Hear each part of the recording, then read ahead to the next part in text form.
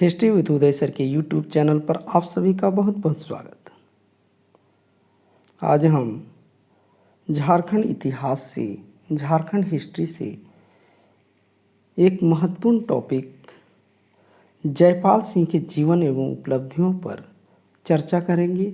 यह BA semester 4 के छात्रों के साथ साथ एमए के छात्रों तथा जेपीएससी मेंस की दृष्टिकोण से बहुत ही इम्पोर्टेंट टॉपिक है। सवाल को देखते हैं। सवाल जो है प्रायः जयपाल सिंह के जीवन एवं उपलब्धियों का वर्णन करें, इस तरह से आता है और हम लोग आंसर को देखते हैं। जयपाल सिंह एक ऐसे विभूति थे जो न केवल झारखंड इतिहास में बल्कि भारत के महान पुरुषों में इनकी गणना की जाती है। इन्हीं सब गुणों के कारण जयपाल सिंह को, जो आदिवासियों के महान नेता थे, इन्हें मारंग गोमके की उपाधि से अथवा उपनाम से याद किया जाता है। मारंग गोमके ऑब्जेक्टिव व्यू से बहुत इम्पोर्टेंट है। खूंटी के एक छोटे गांव में 3 फरवरी 1903 ईस्वी को जयपाल सिंह का जन्म हुआ था। वे अत्यंत कुशाग्र बुद्धि के थे। जब वे संत पॉल स्कूल रांची की 9वीं कक्षा में पढ़ते थे, उस समय के बिशप ने उन्हें पढ़ने के लिए इंग्लैंड भेजने का निर्णय लिया। बिशप को आशा थी कि जयपाल सिंह झारखंड का प्रथम जनजातीय बिशप बनेगा। जयपाल सिंह का उपनाम था सिंह अर्थात सूर्य, लेकिन इंग्लैंड में ना जाने कैसे सिंह से सिंह में बदल गया और उनका नाम जयपाल सिंह के जगह पर जयपाल सिंह हो गया। ब्रिटिश पादरी कानन कासग्रेव की देखरेख में इंग्लैंड में स्कूली शिक्षा प्राप्त करने के बाद ऑक्सफोर्ड विश्वविद्यालय में दाखिला लिए और जल्दी ही उन्हें विश्वविद्यालय की हॉकी टीम के ब्लू दल में शामिल कर लिया गया। 1928 ईस्वी के एम्स्टर्डम ओलंपिक में इन्हें भारतीय हॉकी दल का नेतृत्व सौंपा गया। यही वह दल था जिसमें ध्यानचंद जैसा हॉकी का जादूगर भी खेला करते थे। इंग्लैंड में ही जयपाल सिंह ने एक बांग्ला भाषा भाषी लड़की से विवाह किया, जो संभवतः भारतीय राष्ट्रीय कांग्रेस के प्रथम अध्यक्ष डब्ल्यू.सी. बनर्जी की पोती थी। रांची के इस आदिवासी युवक और इंग्लैंड में उत्पन्न और पाली गई आकर्षक बंगाली युवती का विवाह उस समय सचमुच आश्चर्य की बात रही होगी, लेकिन यह विवाह बहुत सफल रहा और इस विवाह से जयपाल सिंह के 3 बच्चे हुए। और जब तक जयपाल सिंह भारत लौटने का फैसला किया, तब तक यह विवाह फीका पड़ चुका था, क्योंकि तब तक पति पत्नी में तलाक हो गया था। भारत लौटने पर बर्मा सेल की नौकरी कर ली और कलकत्ता में पदस्थापित हुए। कलकत्ता की लीग मैचों में वे मोहन बागान की ओर से खेला करते थे। इसके बाद वे राजकुमार कॉलेज जयपुर में प्राचार्य बने। बाद में उन्होंने बीकानेर रियासत की नौकरी कर ली और वहां औपनिवेशिक मंत्री के रूप में बीकानेर से बाहर और खासकर अफ्रीका जाने वाले लोगों का मामला निपटाना इनका काम था। उल्लेखनीय तथ्य यह है कि जब वे रांची आए थे तो उन्होंने आदिवासी महासभा की अध्यक्षता स्वीकार कर ली। जयपाल सिंह के आदिवासी महासभा में आ जाने से महासभा की तीव्र प्रगति हुई। लगभग इसी समय अर्थात 1939 ईस्वी में झारखंड के गैर आदिवासियों ने झारखंड अलग राज्य की मांग उठाने के लिए डाल्टनगंज में अपना संगठन तैयार किया। आदिवासी महासभा के सामने एक समस्या थी। झारखंड विरोधी तत्व शुरू से ही सक्रिय थे। कांग्रेस के बड़े नेता आदिवासियों को राष्ट्रीय आंदोलन की मुख्य धारा के साथ जोड़ने के नाम पर उन्हें पृथक झारखंड की मांग से अलग करना चाहते थे और यह काम बाबू निवारण दास गुप्ता तथा क्षितिज चंद्र बसु जैसे लोगों को सौंपा गया था। ईसाई धर्म प्रचारकों का विरोध करने के लिए इन्हें धन जन की सहायता भी दी जा रही थी। अतः झारखंड के सदानों को भी साथ लेकर चलना आवश्यक हो गया था। जस्टिन रिचर्ड ने यूनाइटेड झारखंड पार्टी की स्थापना कर इसके द्वारा आदिवासी तथा गैर आदिवासी दोनों के लिए खोल दिए। थोड़ी हिचक के बाद जयपाल सिंह ने भी इस प्रयोग को स्वीकार कर लिया।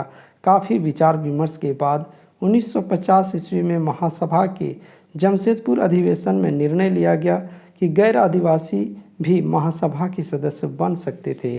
गैर आदिवासियों को संतुष्ट करने के लिए ही महासभा ने आदिवासी शब्द को अपने नाम से हटा दिया।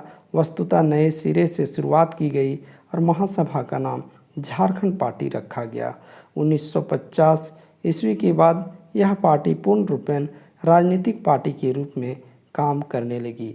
1946 ईस्वी के संसदीय चुनाव में महासभा ने छोटा नागपुर संथाल परगना से अपने उम्मीदवार खड़े किए। झारखंड अलग प्रांत चुनाव का मुद्दा बना।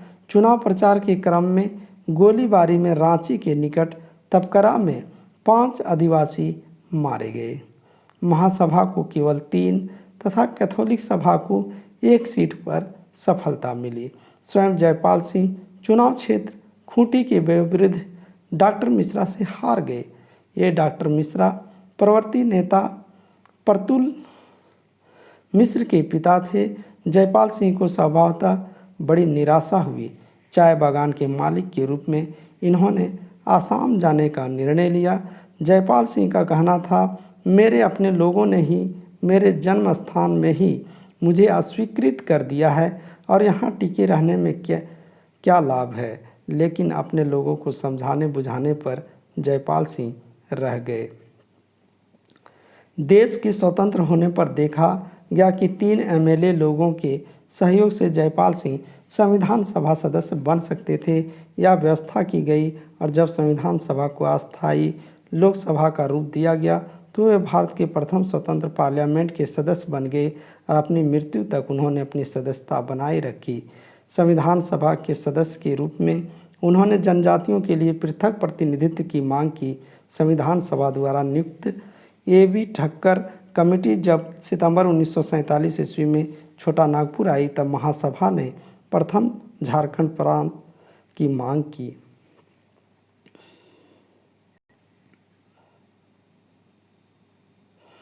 झारखंड पार्टी के नेता बाबू जयपाल सिंह भारतीय पार्लियामेंट के सदस्य हो गए थे और अपने संपूर्ण जीवन काल में लोकसभा के सदस्य बने रहे, किंतु उनकी राजनीतिक और पारिवारिक जीवन दोनों ही संकटमय बना रहा। जयपाल सिंह की दूसरी पत्नी सिंहल ईसाई जहानारा थी। जहानारा के पिता ICS के सदस्य रह चुके थे और जयपाल सिंह से उनकी मुलाकात दिल्ली के किसी क्लब में कॉकटेल पार्टी में हुई थी। उन दोनों का विवाह काफ़ी सफल रहा, किंतु राजनीति में दोनों के विचार अलग अलग थे। बाबू जयपाल सिंह ईश्वर द्वारा राजनीति के लिए नहीं बनाए गए थे। वे एक सीधे साधे सहृदय व्यक्ति थे जिसमें शायद आत्मविश्वास की थोड़ी सी कमी थी। सबसे बड़ी बात कि राजनीति से अधिक जीवन में उन्हें अन्य वस्तुओं का चस्का लगा था और कभी कभी उनमें तुनक मिजाजी भी देखने को मिलती थी। कांग्रेस की राजनीति में उन्हें अविश्वास था, लेकिन जहानारा कांग्रेस में घुल मिल गई थी।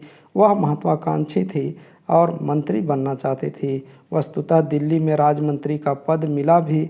संभवतः 1963 ईस्वी में झारखंड पार्टी के कांग्रेस पार्टी में विलयन में जहानारा जयपाल सिंह का काफ़ी बड़ा हाथ था, लेकिन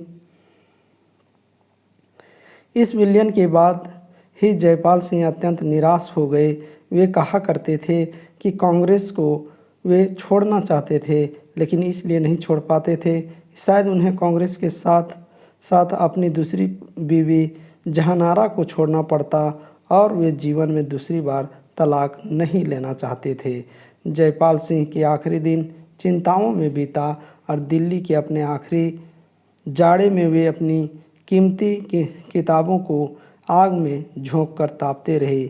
इसका मतलब था कि जीवन के प्रति उनमें कोई रुचि नहीं रह गई थी। 23 मार्च 1970 ईस्वी को बाबू जयपाल सिंह का निधन हो गया। उनके शव को एक खास हवाई जहाज़ में दिल्ली से रांची लाया गया और मोटरों की एक लंबी कतार के साथ उनका शव खूंटी वाले उनके पैतृक गांव में पहुंचा। दिल्ली, पटना, रांची से जो नेता लोग उनके शव के साथ उनके गांव पहुंचे थे, वे उनका घर देखकर हैरान रह गए। घर में दरवाजे तक नहीं थे। भीतर आने जाने के लिए केवल बड़े छेद थे। लोगों को आश्चर्य होता था कि यह वही जगह है जहां महान जयपाल सिंह का जन्म हुआ था। इस अर्थ में बाबू जयपाल सिंह आज के नेताओं की तरह नहीं थे।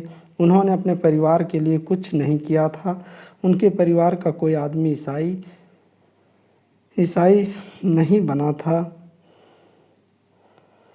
उनके परिवार के लोग किसानों के किसान तथा गरीबों के गरीब बने रहे। उनकी अंत्येष्टि ईसाई और आदिवासी दोनों ही विधियों से हुई थी। Thank you.